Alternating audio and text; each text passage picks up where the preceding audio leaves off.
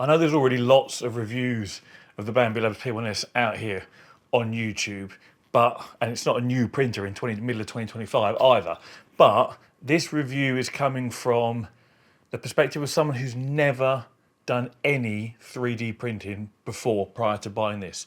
I have zero experience. So it won't be a technical review, comparing it to other printers or how printers used to be and how they are now, because I've got no previous experience. This is a total newbies review. Now, I've had the printer about 6 or 7 months.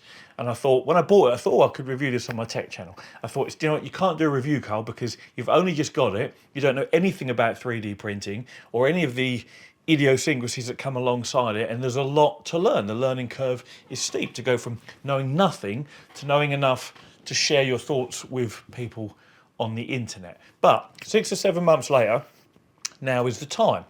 The reason I chose this particular printer was after doing research, watching reviews, I wanted something that seemed to just work out the box without too much fiddling around. I've heard the phrase, you want 3D printing to be the hobby, not the 3D printer being the hobby, as in you spend all your time fiddling and fixing the damn thing, trying to get it to, produce a decent quality print versus actually designing and printing things that you might want, whether that's functional prints or, ornamental type prints, whatever it might be. And this seemed to tick all the boxes.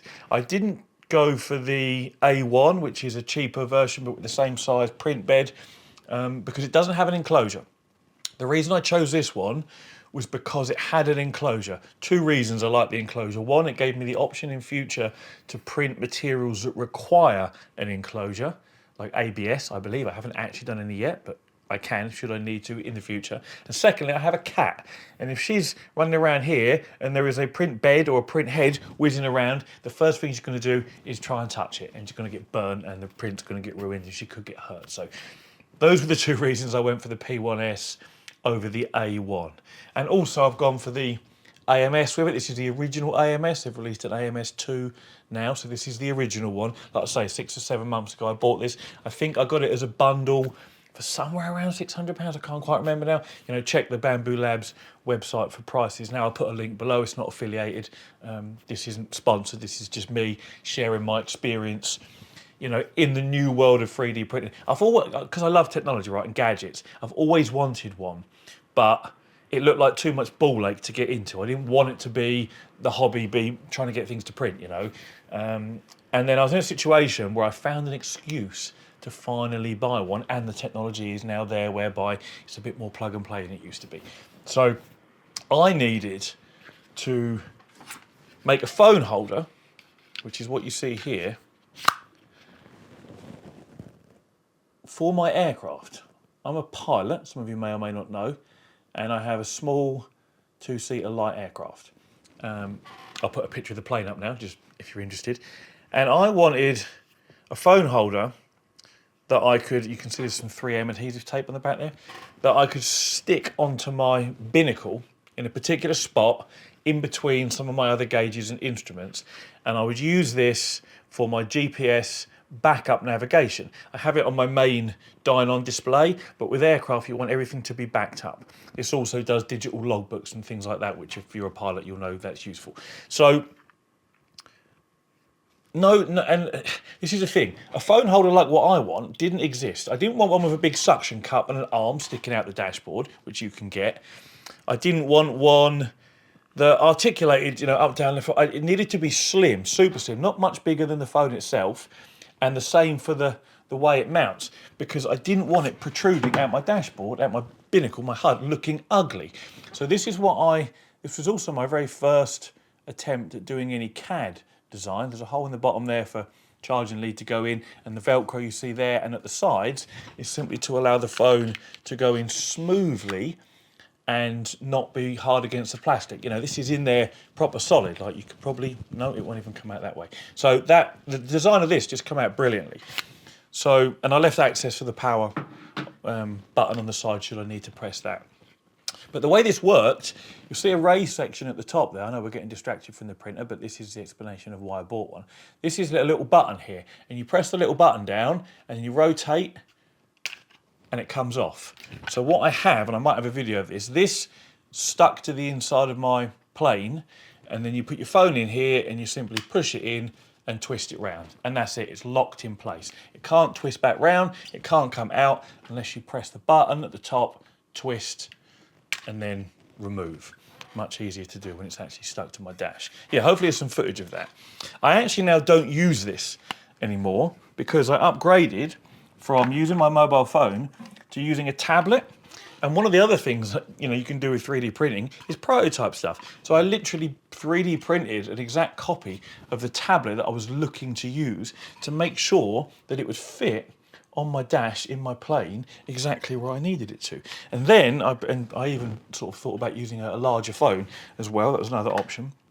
And different types of quick release for it. And then, so once I realised there was space for the tablet there, I then went on to designing a mechanism whereby I could get the tablet to just slot in at the bottom and clip in at the top. So just like a little gutter at the bottom. And then I came up with these. Again, we've got the Velcro there for sort of dampening. These little bits here simply just flex like that. So as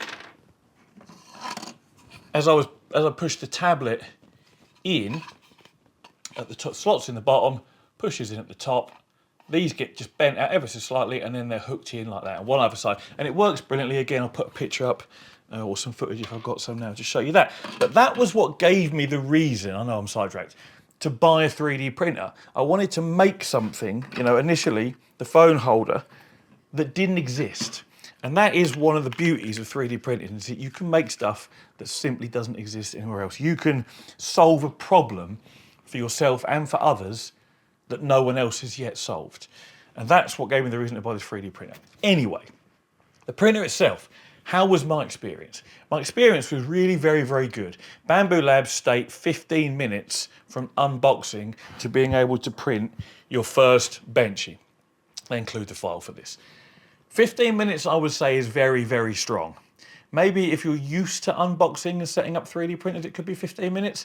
For me, I would say it was about an hour. I mean, in fairness, I had the AMS to plug in as well, but that's only an extra cable, an extra hose at the back of the unit. So not really that much addition to do. But yeah, it took me about an hour, and then using the included green filament that they gave me a little roll of, I printed my first Benchy, and I printed the bed scraper that you use to scrape your prints off the print bed as and when you need to. You don't often need to, you can just, break them off once they've cooled down. So I printed those, they came out excellent. Oh, I'll tell you what else I want to show you. And one of the other things you need to print off straight away, have to excuse me whilst I try and get this out now, I should have got it out earlier. There we go. One of the other things you need to print off straight away is something to catch the waste plastic that comes out the back of the printer.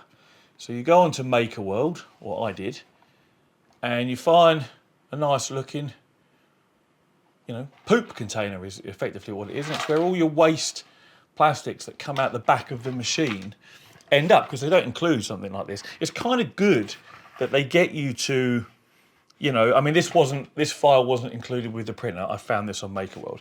But it's good that they get you to, print your own scraper handle and holder and, and other bits and pieces to get you going, and to be able to go online and find yourself one of these in whatever shape and size and design you want. I wanted one that was nice and slim, so it didn't bring the printer too far forwards from the wall, that's one negative thing, actually. I'll talk about in a second. So yeah, this was like the second thing I ever printed after my Benchy was this. And it just, and these are all literally out of the box factory settings, and it came out brilliantly, as did my Benchy, in fact, and my scraper. So off the bat, I was super impressed as well. What I wasn't impressed with is the original spool holder, which I think is actually in this drawer here somewhere because I don't use it. Actually, no, I don't think it is in there. Okay, I don't know where it is. There's a spool holder. It's about yay long, and it sticks out the back of the machine. And the idea is you put your spool of filament on the back of the machine. Well, just sitting here, you can already imagine how awkward it is to get to the back of the machine. You've got to, not only does the holder stick out, you know, wide enough to put a spool on, you've then got to have it far enough forward to be able to slide the spool off the back of the holder. So this printer would need to be out here somewhere.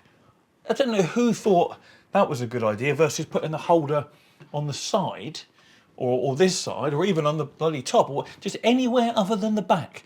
Don't put it on the back. It's a stupid place, Bambu. I'm sure many other reviewers have said the same thing. Anyway, I ended up not putting that on the back. Well, I did initially, couldn't have anything else, but I ended up buying one of these little Sunlu like external spool holders. It's adjustable in and out depending on the width of your spool, and that sits beside my printer, and I can just have the spool sat in there, or I'm gonna put it on top of the speaker, actually where this little vase is that I'll show you in a second. That way I was able to put the printer as far back as it could go. So that was, to be honest, I think that's the only negative with my whole experience of this. The setup was easy. You pull out the little like tie downs and securing points that are in there for when it's in transit. You plug it in, you update the firmware. I use the PC software, Bambu Studio. There is Bambu Handy app for your phone as well. Again, I won't dive into those. There's plenty of other videos showing you how to use that. I know there's a little bit of controversy. Some people don't like the fact that Bambu, they did a firmware update a couple of months ago where it basically ties your printer to the Bambu software. It doesn't let you use Orca Slicer, I think it is, and some other ones that other people use. For me, this is a total non-issue. I'm perfectly happy to use the Bambu Studio software. It doesn't bother me at all. If you have a reason that you need to use other slicers, then go for it. It's a problem for you, but it's not a problem for me. And again, coming from a total newbie to 3D printing, if you are also, and that's why you're watching this video, it's a non-issue. The Bambu Lab Studio software works just fine as far as I'm concerned. I learned a little bit of Fusion 360, which is CAD software, to be able to, you know, design this phone holder and the tablet holder and some other bits and bobs as well. And if you want to design your own stuff, you will need to learn a little bit of CAD. But if you don't, there are plenty of files out there for things that you can just print straight away. This is a silk filament, and my missus saw a picture of this and absolutely loved the design. She then picked out the filament, said, "Carl, can you print this for us?" I said, "Yeah, I certainly can."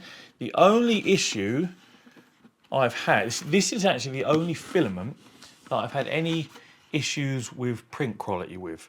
For some reason, and it's probably easier to show it on this slightly smaller one, for some reason, the first few layers up to about there, well, it isn't a few layers, it could be 100 layers, because layers are small, depending on how thick you choose them to be. The finish is a little bit rough. I don't even know whether it will show up well on camera or not. But that's only with this silk PLA. And yes, I dried it when I got it. It's again, learning curve for 3D printing, super steep. Keeping filaments dry. You know, one of the advantages of the AMS is that your filaments in there stay dry. You can put little decusant bags in there. It does come with two. You can put additional ones in there in the middle of the spools, which keeps the moisture level down in there, because damp filament does not print well. So that wasn't the cause of the issue with this, but I never got to the bottom of what the cause was. It did it the same on this bigger one as well. Now these were both printed in something called vase mode. If you're familiar with 3D printing, you'll know that's different. It's just, I believe it's just one wall thickness, which is why it's actually kind of quite squishy almost and flexible, because the thickness of the wall isn't very great. Perhaps if I printed this not in vase mode and the walls were sort of 2 or 3 or even 4 if I wanted to make it really sturdy, maybe that wouldn't have been an issue. But that's the only issue I've had in 6 or 7 months of printing, was with that silk filament. So it may even be just, you know, an issue with the filament itself, or maybe my settings need adjusting. I have tried, and that's as good as I can get them. But with the likes of PETG, PLA, everything, this is like a little plant holder, you put your flower in the top, everything just comes out incredibly well. Super smooth finish, you know, almost invisible layer lines. If this is all with a standard 0.4mm nozzle, you can get different nozzles. 0.2 is the smallest for real precise stuff. In fact, people speculate about being able to print off miniatures for like board games and things like that. I printed off these two cats and this little Mario that you see now on the highest quality setting with the 0.4mm nozzle, the standard one that comes with it. And they've come out really, really well. Super detailed for the size of the nozzle, and there's a lot of curves on those cats. And you can see it, you know, there's no stepping or like laddering. I don't really know whether there's probably a phrase in 3D printing for it, but there's no jagged edges. If we're talking about a computer game, they look lovely anti-aliased cats. There's no jagged edges on them. They're super smooth. And even the tails that are really thin, you know, we're talking maybe 2mm, have still come out really well also. So the results I've had with this, for not just, you know, big flat rectangles that are nice and easy to print, to, you know, bizarre shapes like this, albeit with a slightly weird, you know, thing at the bottom here. I don't think that's the printer's problem. No, I think it's the filament. Maybe if I'd done it in, you know, PLA, it would have come out lovely, just like this has. Everything's just been great. I bought it specifically for, you know, being able to make functional stuff like that bespoke phone holder, the tablet holder. I've also used it, I made these couple of little clamps. I had to replace the back of my phone where I dropped it and smashed it. And I bought a pack of 4 clamps off of Amazon. And then of course, done the corners, but the middle stayed bowed up slightly and didn't stick properly. So I was like, you know what, Carl? Instead of paying for more clamps, I'm sure, and I wanted to do it there and then as well, whilst the adhesive was still sticky, go on MakerWorld, find some clamps, bosh, you know, print them out, clamped it down, left it overnight, and, you know, the back of the phone's been fine ever since. This was months ago. So I've printed a variety of things, you know, everything from ornate stuff to practical stuff like those clamps to bespoke solutions to problems that I've had. And I've experienced no issues with this printer whatsoever. It's been 100% reliable. It has got an LCD screen on here. I don't really use it for anything other than quickly glancing at the temperatures of the bed and the extruder, just to make sure they are where they're supposed to be before or print is about to begin. It's about the only thing I use that for. Because I use the Bambu Studio software on the PC, which is sat there, it makes no sense to use that screen for anything. I also don't use the Bambu Handy app for anything other than if I've left a long print on, I may just check in the live feed from time to time, which is a very low FPS, maybe 5 FPS video stream of the print, so you can check that is at least, you know, printing and nothing's got caught up or got stuck, you know, and if it had, you could then cancel it from the phone as well. I did have that happen once. It was no fault of the printers, it was a fault of mine, right? I hadn't noticed there was a little piece of filament dangling from the back of the nozzle there when the print started, and that then got caught in the fresh filament as it was printing and made one corner ever so slightly raised of the print that I was doing. And I noticed it on the phone, stopped it and then came up and sorted it out. Now, these printers are known for being particularly fast and particularly reliable, and they absolutely are. I can't disagree with that. They even have a mode called ludicrous mode, which is where it just prints at some phenomenal speed. And typically, that's not particularly useful for things. Maybe you might want to do some really rough prototyping. But I thought I'd just show you, I did this benchy in ludicrous mode. And I think from memory, I just raised the nozzle temperature 10 degrees. It's in PLA. And considering this was in ludicrous mode, it's actually come out quite well. It wouldn't be good enough, you know, if it was something that I wanted to look really nice, this finish would not be good enough. But I was just curious, as I'm sure you all probably would be, oh, ludicrous mode, hey? Just how fast can we go? You have to have a go, didn't you? And that little benchy came out. So, what else do we need to talk about? Size of the print bed is 256 by 256 by 256. Again, by today's standards, that is probably an average print bed size. To give you a perspective, that's how big that is. You can get much bigger ones these days. You can also get smaller ones. But I think the reliability of the Bambu Labs printers is still what keeps them kind of just a little bit head and shoulders above the rest, because I do watch new printer reviews. Their H2D that's just been released with twin heads, the new AMS2, the option to have laser cutting and whatever else, engraving and that inside as well. Looks like a great toy. I've got absolutely no need to buy it. I don't even do that much 3D printing, but when I saw it, I wanted one. I haven't bought one. I'm still with this. And that's how it's going to stay, because I'm being sensible. But anyway, yeah, print bed is, you know, average size by today's standards. 256 cubed or squared. Cubed? Cubed, yeah. Because it's down, it's 3 dimensions. LCD screen, if you're printing from a computer, which is adjacent to the machine, you'll probably never use it like me. Spool holder on the back, dumb idea.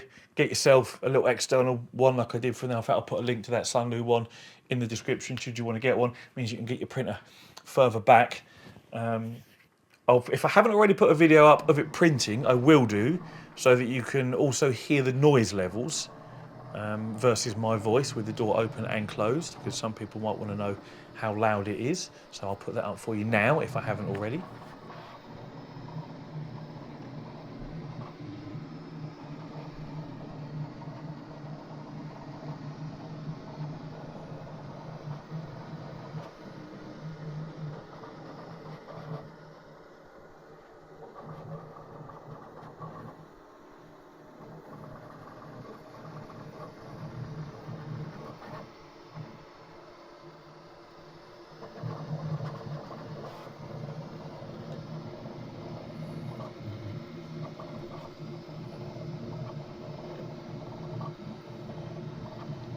And we'll do a little bit of a noise test now as well.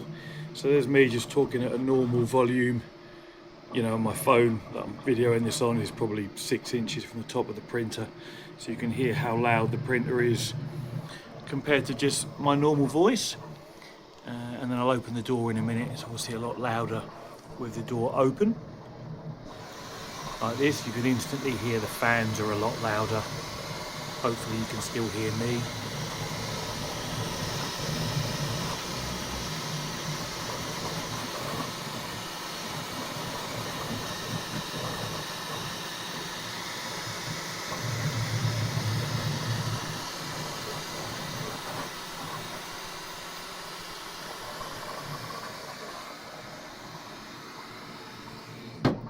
Some people do say that you actually need to print PLA with the door open or the top lid propped, but you completely don't, at least not in my 6 months of experience.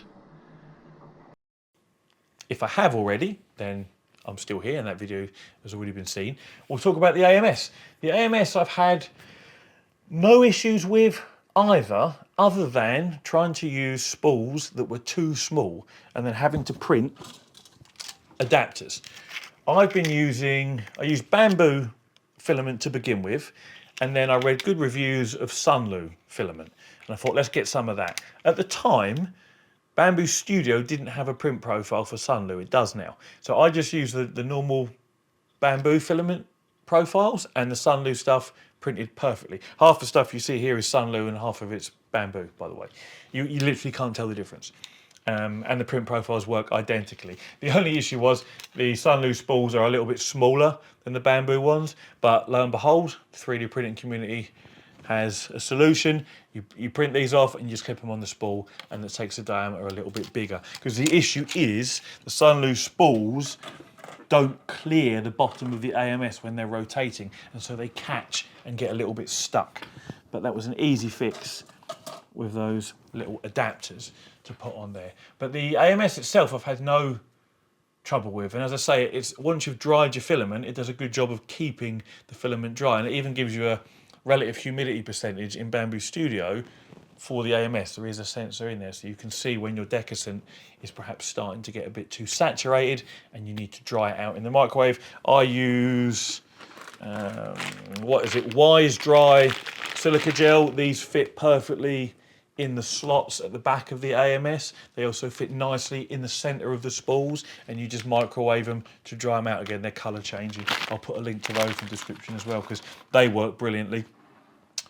But But yes, it plumbs in just fine. You've got one cable that goes from the back of this to the back of the printer, and then a PTFE tube that goes into a splitter basically. So you can still put an external spool in as well from that little separate holder that I showed you.